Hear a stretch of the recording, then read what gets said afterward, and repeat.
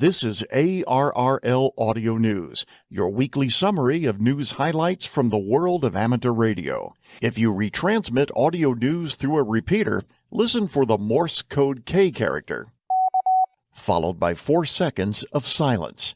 That's your cue to stop transmitting so that your repeater timer can reset. I'm John Ross, KD&IDJ, and this is the ARRL Audio News for Friday, October 3rd, 2025. There is momentum to involve every radio amateur in ARRL's grassroots campaign to pass the Amateur Radio Emergency Preparedness Act. Hosts from popular amateur radio YouTube channels have engaged their subscribers to learn more about the legislation, and some have even hosted ARRL leaders for interviews on their shows. A common theme is how easy it is and how easy ARRL has made it for every ham to send letters to Congress. Go to www.arrl.org/HOA and click Send Your Letters. Then enter your call sign and push the Send My Letters button. It's just that easy.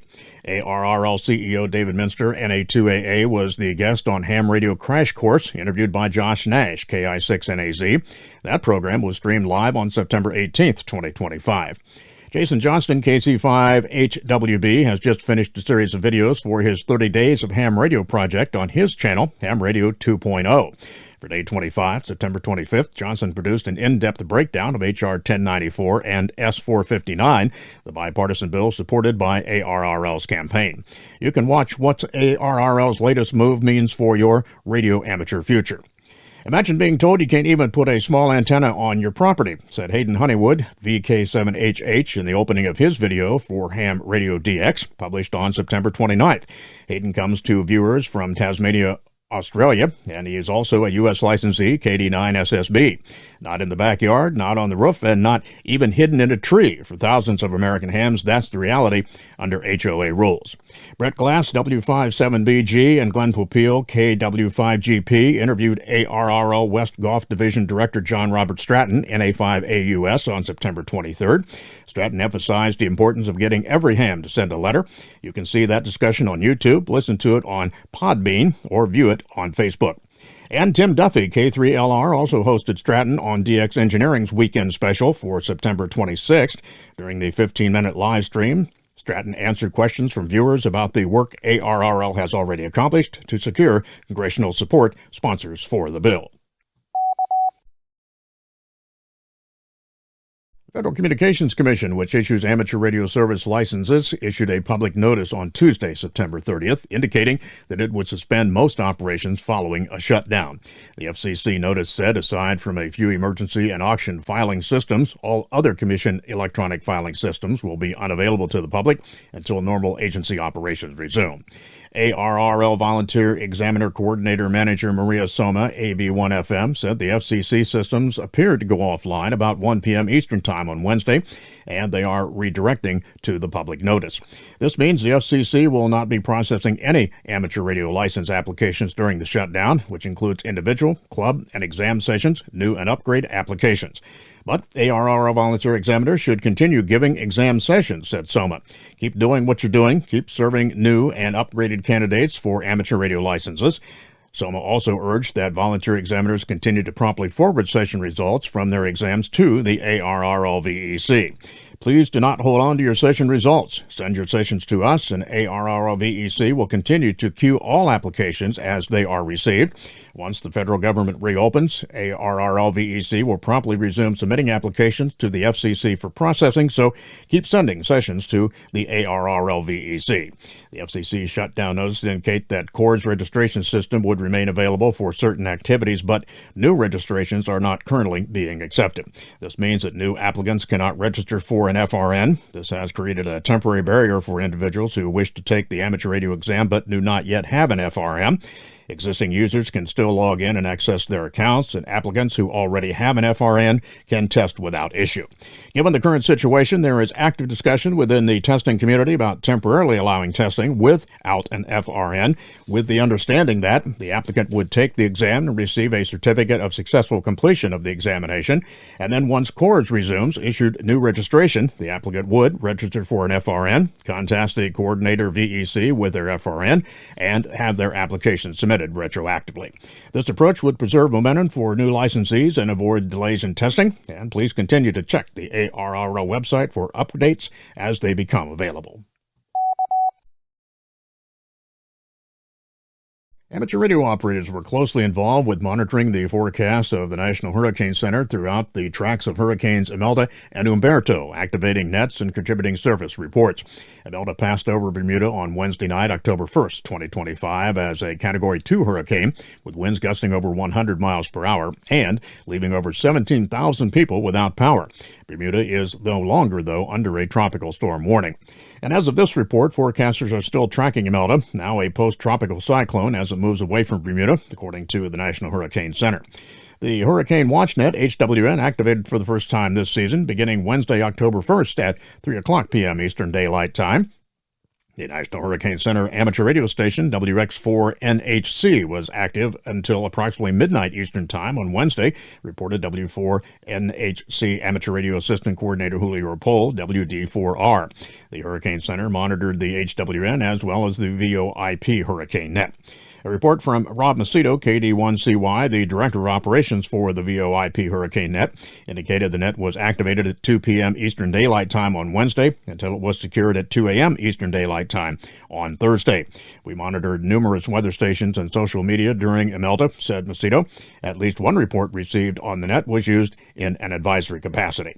If there is any new activity, we will post future updates at ARRL.org.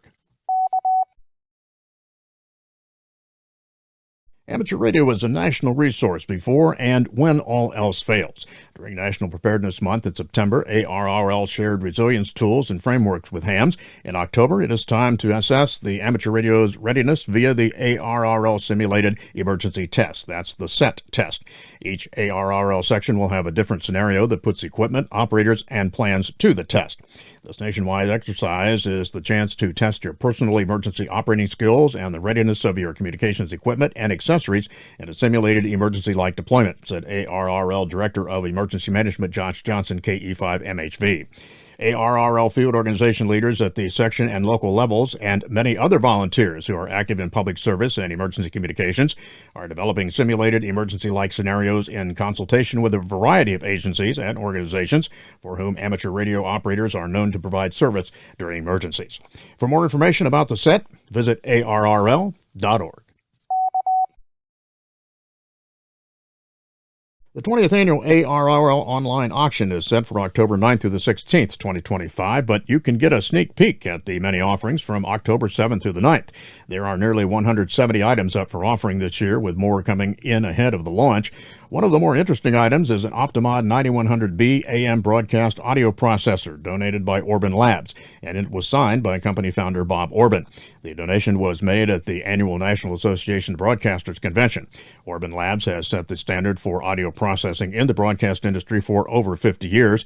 Company founder Bob Orban was on hand to sign the cover plate, which makes his unique, vintage, and fully functional item a valuable collector's piece. Proceeds from the annual online auction benefit ARRL education programs. But bidders must register. Your ARRL.org user ID and password will not work on the auction site. If you've registered for a previous ARRL auction online, you may use the same login information this year. Find all the details at www.arrl.org/auction.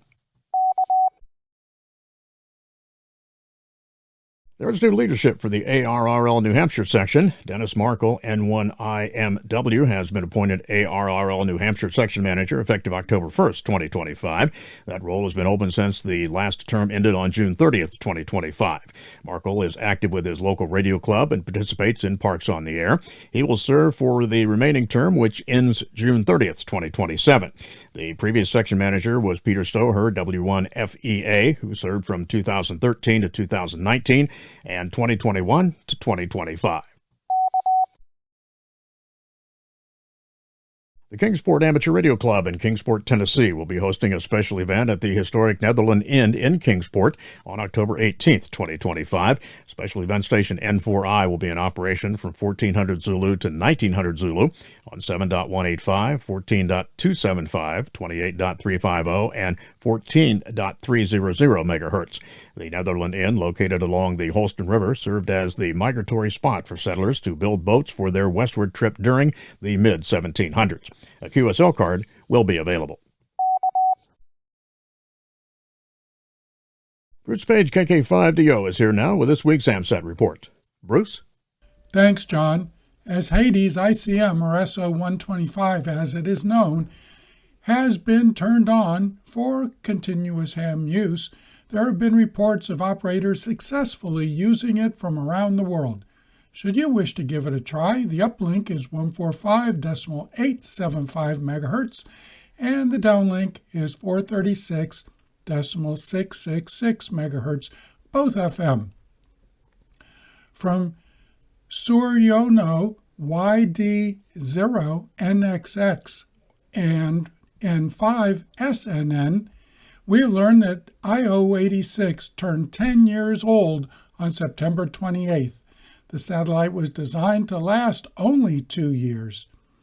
Suryono also noted that the FM voice repeater is still working well and the APRS digipeater is showing reduced sensitivity. He noted that the satellite has been virtually problem-free.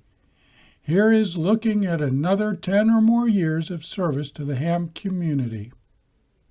Congratulations to Alexandra, 9A1CAL, for being the first to earn the ARRL DXCC with satellite endorsement from Croatia.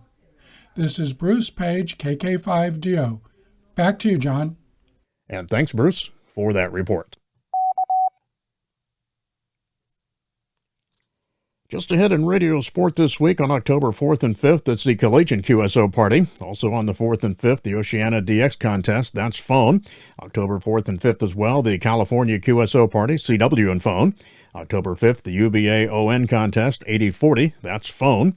October 8th, the 432 megahertz Fall Sprint, CW phone and digital. And on October 10th, it's the 1010 International 1010 Day Sprint, CW phone and digital. And remember to visit the ARRL contest calendar for more events and information. Upcoming section, state, and division conventions on October 4th, it's the Wichita Area Hamfest hosting the ARRL Kansas Section Convention. That's in Wichita, Kansas. October 4th, the Rock Hill Hamfest hosting the ARRL South Carolina Section Convention. That's in Rock Hill, South Carolina. October 10th through the 12th, PacificCon hosting the ARRL Pacific Division Convention. That's in San Ramon, California. And remember to check the ARRL Hamfest and Convention database to find more events in your area. And finally this week, thanks to the Aurora Repeater Association in Denver, Colorado for airing the ARRL audio news on their repeaters. 7-3. And that concludes ARRL Audio News for this week. Our thanks to all contributors to this week's report. ARRL Audio News is produced by the American Radio Relay League, the National Association for Amateur Radio. For more information on amateur radio or the ARRL, visit us on the web at arrl.org. You can also find us on Facebook and Twitter by searching for ARRL. If you have a question or comment about ARRL Audio News, email us at audionews@arrl.org. This program is copyright ARRL, all rights reserved. 73, and thanks for listening.